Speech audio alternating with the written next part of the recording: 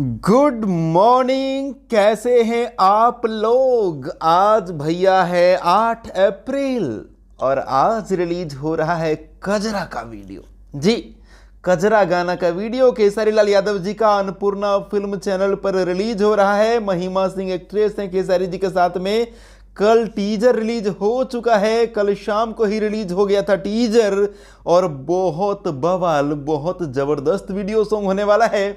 Teaser देख करके ही अंदाजा लग चुका है।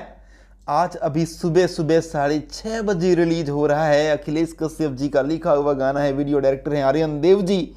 इतना बवाल गाना है ना भैया, 6:30 बजे जैसे ही गाना आए ना, एक साथ मिलकर हल्का मचा कर रख देना है।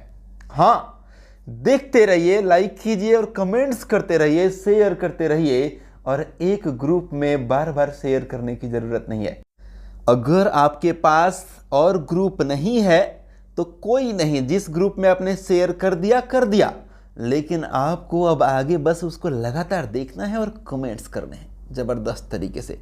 कजरा गाना आ रहा है 6:30 बजे सुबह सुबह, वीडियो सॉन्ग अन्नपूर्णा फिल्म पर। सो अपडेट था, पसंद आया तो लाइक शेयर कर दीजिएगा। चैनल पर नए हैं तो सब्सक्राइब करके घंटी वाले बटन को दबा लीजिए ताकि आप देख सको हमारा वीडियो सबसे पहले। Thank you and love you.